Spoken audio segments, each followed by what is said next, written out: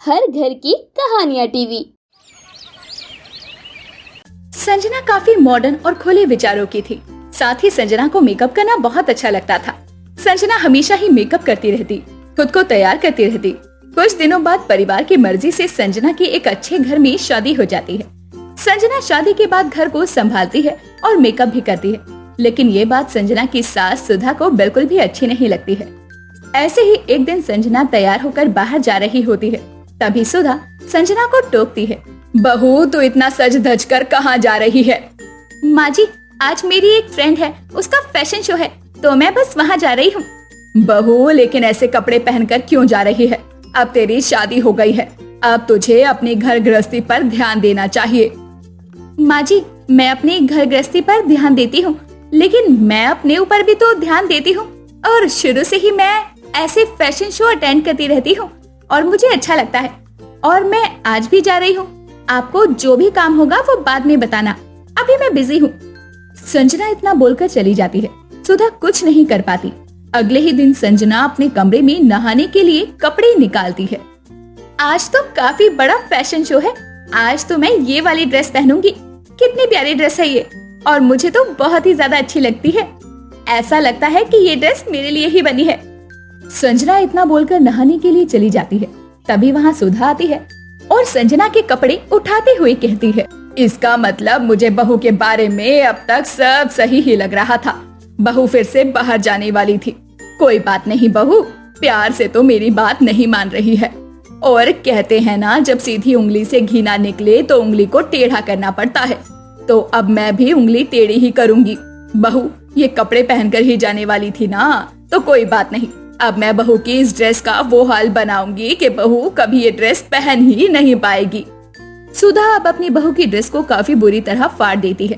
कुछ देर बाद संजना नहा कर आती है और देखती है कि उसकी ड्रेस पूरी तरह से फट रखी थी।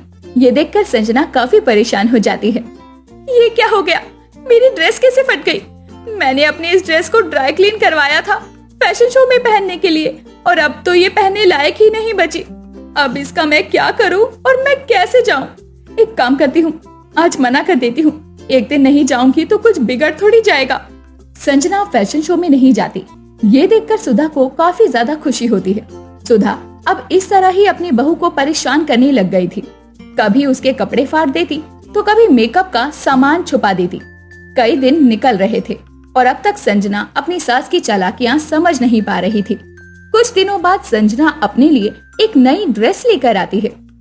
आज तो नई ड्रेस लेकर आई हूँ मैं, और ये वाली पहनूंगी और अच्छे से अलमारी में रखूंगी। सब ड्रेस तो खराब हो गई। संजना वो ड्रेस अच्छे से अलमारी में रखकर चली जाती है, और जब वापस आती है और अलमारी खोलती है तो उसे वो ड्रेस वहाँ नहीं मिलती।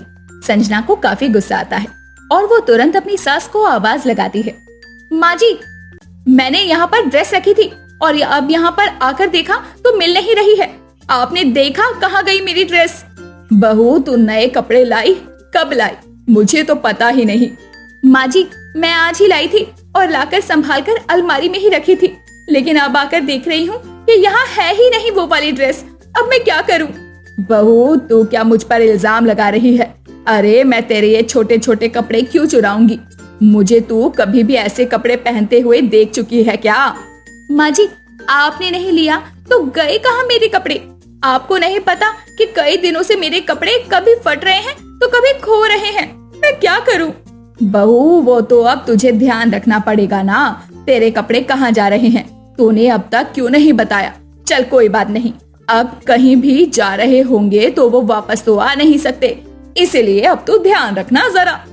सुधा इतना बोलकर अपने कमरे में चली जाती है। संजना अब भी काफी परेशान थी अपने कपड़ों को लेकर। वो रोती हुई पानी पीने के लिए जा रही होती है और वो अपनी सास के कमरे के बाहर से गुजरती है।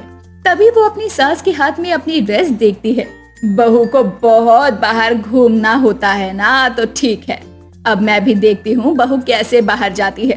प्यार से तो अब तक बहू को मेरी कोई भी बात समझ आई नहीं थी, तो चलो ठीक है, कोई बात नहीं। अब ना समझ आए तो ऐसे ही समझा दी। संजना को सब पता चल जाता है कि अब तक जो भी हो रहा था वो कोई और नहीं बल्कि उसकी सास कर रही थी, ताकि वो उससे अपने काम करवा पाए। संजना तुरंत ही अपने कमरे में जाती है। माँ जी मेरे साथ इतना सब करके भोली बन रही थी। माँ जी को लग रहा था कि वो मेरे साथ खेल खेल रही हैं। कोई बात नहीं, अब मैं माँ जी को बताती हूँ कि असली खेल क्या होता है। संजना भी घर पर रहती है। कुछ दिनों के बाद संजना को चक्कर आ जाते हैं। सुधा काफी घबरा जाती है और तुरंत डॉक्टर को बुला लेती है। डॉक्टर संजना का चेकअप करते हैं और फिर सुधा को बताते हैं। बधाई हो, आपकी बहू माँ बनने वाली है। क्या? धन्यवाद डॉक्टर साहब, आपने सच में बहुत बड़ी खुशखबरी दी है। लेकिन आपको खास ख्याल रखना पड़ेगा क्योंकि आपकी बहू काफी कमजोर है। इन्हें कोई काम मत करने देना। साथ ही इनके खाने पीने का, उठने बैठने का, घूमने फिरने का, हर चीज का बहुत अच्छे से ध्यान रखना पड़ेगा आपको। क्या हुआ डॉक्टर साहब, आप ऐसा क्यों बोल रहे हैं? आपकी बहू की कमजोरी की वजह से कह रहा हूँ। आपकी बहू का शरीर बच्चे को पेट में रखने लायक मजबूत नहीं है। जरा सी लापरवाही आपको अफसोस करने के लिए मजबूर कर देगी। सुधा डॉक्टर की बात सुनने के बाद अब खुद ही सब कुछ करती है। अपनी बहू को एक काम को हाथ भी नहीं लगाने देती। ऐसे ही कई दिन निकल जाते हैं। कुछ दिनों बाद सुधा कपड़े धो रही होती है। तभी संजना आवाज लगाती है, माँ जी मेरे लिए पानी ले आइए, प्यास लग रही है बहुत। अपनी बहू के बोलने के साथ ही सुधा तुरंत ही भागती है और हाफती हुई पानी का ग्लास अपनी बहू को देती है। अरे बहू, मेरी तो हालत ही खराब हो गई। इतना सब काम अकेले करने से, ऊपर से तेरी हालत भी नाजुक है, इसका भी ध्यान रखना है। हाँ माँ जी, मैं समझ सकती हूँ। मुझे भी पता है कि अकेले काम करके कितनी थकान हो जाती है।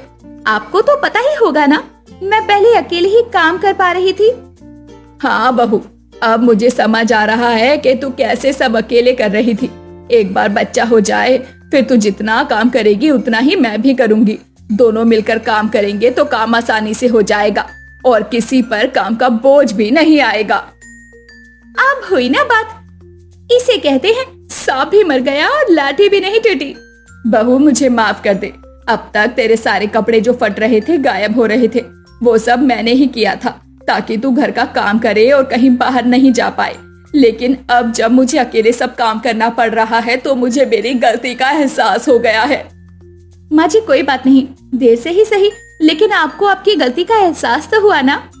सुधा को अच्छा खासा सबक मिल जाता है, जिसके बाद वो अपनी बहू के साथ कभी भी ऐसा नहीं करती है।